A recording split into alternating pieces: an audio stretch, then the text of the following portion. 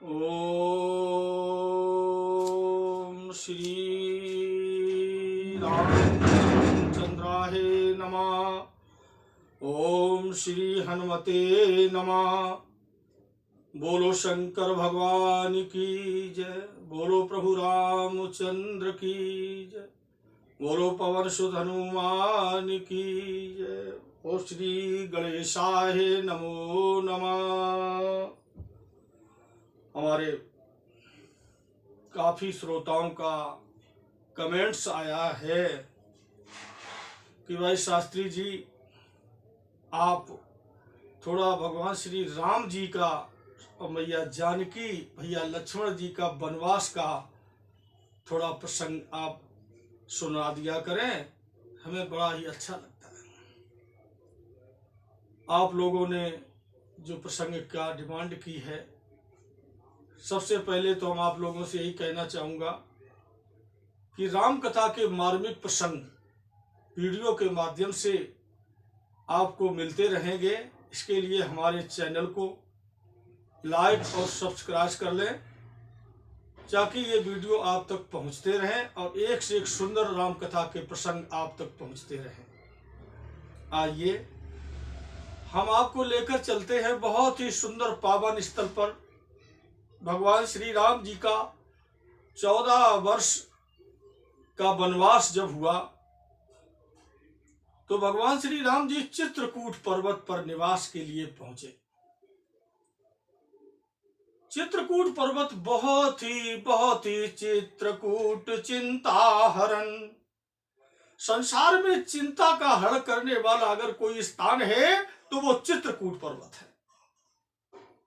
कहा तो यहां तक गया है कि चित्रकूट में रम रहे और रहे मन अभद नरेश, और जा पर विपता परत है सो आवत या देश। चित्रकूट भगवान का पावन वो धाम है जहां भगवान श्री राम मैया जानकी भैया अनुज लक्ष्मण जी के साथ 12 वर्ष 4 माह और 27 दिन का निवास है। बहुत ही सुंदर चित्रकूट पर्वत पर भगवान का जब निवास हो गया तो वहां पर सारे नर किन्नर सकल सिद्ध संत मुनि जन सब भगवान का दर्शन करने के लिए आने लगे। और भगवान का दर्शन करने के लिए जब आने लगे तो वहां पर भगवान का नित्य सत्संग होने लगा। रोज का रोज सत्संग होने लगा। अब भगवान का सत्संग जहां होता है वहां तो आनंद ही आनंद है। भगवान ने अपना सत्संग संत ऋषि मुनियों को सुनाते हैं, आनंद लेते हैं। काफी समय हो गया, अयोध्या के भी लोग पहुंचे। काफी लोगों को जब पता चला कि भगवान अपने प्रभु राम चित्रकूट पर्वत पर निवास कर रहे हैं तो सभी आकर के भगवान से मिलने लगे। और जब भगवान से आके मिलने लगे तो एक दिन विचार किया भगवान ने, कहने लगे भैया लक्ष्मण, सारे हमारी जो अयोध्या वासी भी है, जो हमारे यहाँ के संत मुनि जन हैं, जो भी चाहता है वो यहाँ चला आता है और वो मिल जाता है, सत्संग कर जाता है। तो हमारा रोज जब मिलना बैठना सत्संग सभी लोग चले आएंगे तो भैया वनवास का कोई मतलब नहीं है, वनवास का कोई मतलब ही नहीं रहा। तो भैया लक्ष्मण कहने लगे प्रभु फिर क्या किया जाए। भगवान श्री राम जी ने कहा भैया लक्ष्मण, एक काम करो, अब इस पर्वत को हमें त्याग देना है, हम किसी को बताएंगे नहीं और इस पर्वत को छोड़ करके यहां से चल दे। जय हो, धन्य है। विचार किया भगवान ने, श्री राम जी ने रात में, और मैया सीता से कहा देवी सीता, भैया लक्ष्मण, इस पर्वत चित्रकूट पर्वत को हमें छोड़ना पड़ेगा क्योंकि हमें जो भी चाहता है वो यहाँ मिलने चला आता है।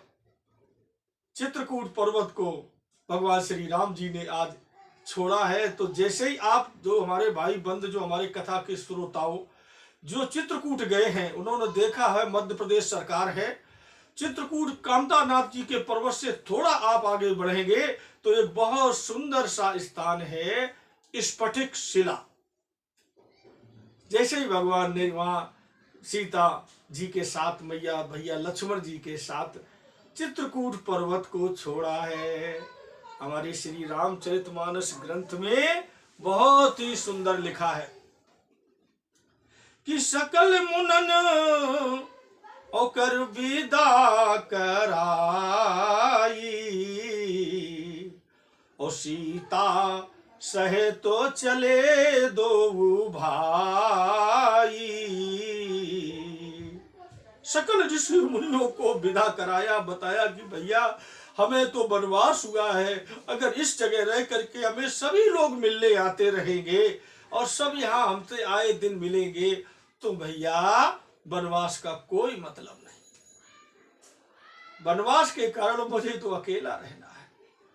आज भगवान मैया जानकी के साथ भैया लक्ष्मण के साथ आज जैसे ही इस चित्रकूट पर्वत को छोड़ा तो थोड़ा आगे बढ़े, बहुत ही सुंदर एक स्थान है स्फटिक शिला।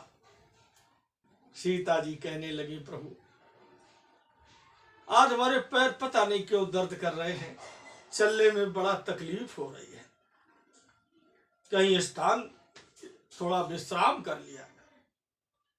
भगवान श्री राम कहने लगे अरे देवी अगर आपके पैरों में दर्द है, आपके पैरों में थकान आ गई है तो हम आज नहीं चलते हैं और यहीं विश्राम करते हैं। और भगवान श्री राम जी ने उसी स्फटिक शिला पर विश्राम, रात का विश्राम करने का विचार किया। भैया लक्ष्मण से कहा प्रभु राम जी ने, भैया लक्ष्मण आज तुम्हारी सीता माता विश्राम करेंगी, अधिक थकान होने के कारण रात्रि विश्राम यही होगा, कल प्रातःकालीन चला जाएगा। भैया लक्ष्मण जी ने कहा प्रभु जैसा आदेश। और लक्ष्मण जी थोड़ी सी हट करके आज भी देखना एक बहुत ही सुंदर वीरासन आसन लेके बैठ गए और अपने भैया और भाभी की सुरक्षा में। तो लक्ष्मण जी ने वहीं पर एक आज भी है लक्ष्मण पहाड़ी, वीरासन आसन लेके बैठे हैं लक्ष्मण जी महाराज।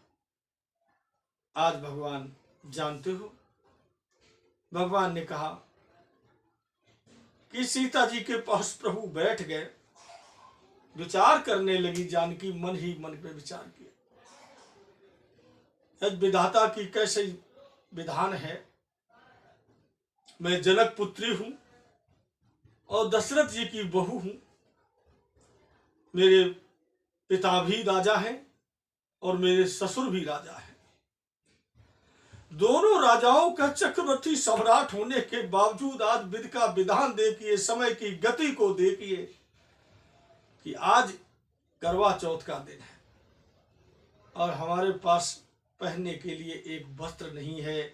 ऐसे आभूषण मणियों खजानों से मैं संपन्न भरपूर हूं, लेकिन आज विधाता की देखिए कैसा विधि का विधान है कि आज हमारे पास करवा चौथ के दिन पहनने के लिए अरे आभूषण तो छोड़ो अच्छे वस्त्र भी नहीं है। ऐसा विचार सीता जी के हृदय में आया तो भगवान श्री राम जी पास में बैठे थे, वो सब जान गए। बोले सो तुम जानो अंतर जामी कि पूर्वहु मोरो मनोरथ स्वामी। सब कुछ हृदय की बात को जानने वाले वो परमात्मा सब बैठे हैं, सब जानते हैं क्या छुपा है भगवान से। भगवान ने सब जान लिया, सीता के हृदय की बात को जान लिया। और भगवान कहने लगे देवी एक काम कहें, एक बात कहें। बोले कहो प्रभु। कहने लगे आप थोड़ा यहीं विश्राम करो और हम थोड़ा अभी भ्रमण करके आ रहे हैं और लक्ष्मण जी आपके पहरे में लगे हैं, हम थोड़ा अभी आ रहे हैं। जय हो जय हो। भगवान श्री राम निकल गए अरण्य में, जंगल में, चित्रकूट में, और देखा कि बरगद का पेड़ की जो बहुत विशाल डालियां होती ना, उसमें बरगद के जो तार होते हैं वो जमीन तक आके लटक रहे। भगवान ने जंगल से बहुत ही सुंदर फूल चुने, बेला, गुलाब, चमेली, इतरोली, कंदा और अखरोट चमेली के सारे नाना प्रकार के फूल भगवान ने चुने और अपने ऐसे गमछा में रख लिए और चुन करके भगवान ऐसे फूल ले लेके बहुत सारे फूल लेके भगवान आए और उस बरगद का जो वृक्ष था उसमें से जो ताड़ लटक रहा था उसमें से ताड़ को तोड़ लिया, ताड़ को तोड़ा, अब तार ले आए बरगद का और फूल ले आए, लेकर के आए। भैया मैया जानकी जहां बैठी थी और भगवान ने बहुत ही सुंदर ऐसा सीता मैया को बैठाला। आज भी जाइए आप, एक बहुत सुंदर शिला दो है, एक सामने एक बगल में, सीता जी को ऐसे शिला पे बैठाला और ऐसे भगवान श्री प्रभु राम जी बैठ गए और कहने लगे देवी। सीता जी बोली हाँ प्रभु। कहने लगे देखो भाई, हम राजा महाराजा यहाँ तो है नहीं, मेरे पास यहाँ धन दौलत खजाना तो है नहीं। देवी एक काम करते हैं, आज करवा चौथ का दिन है, हम आपको आभूषण जेवर तो ला नहीं सकते क्योंकि मैं वनवासी हूं, मैं आपके नहीं ला सकता हूं, लेकिन आपको हम एक सुंदर से आभूषण जेवर पहनाएंगे अगर देवी आपको पसंद हो तो। मैया जानकी कहने लगी प्रभु, पति जब अपनी मर्जी से पति पत्नी को मन से प्रेम से जो चीज देता है तो भगवान ने फूलों का जेवर बनाने को कहा तो सीता जी कहने लगी प्रभु आप खुश हैं, आप हमें जो पहना देंगे फूलों का जेवर पहना दो।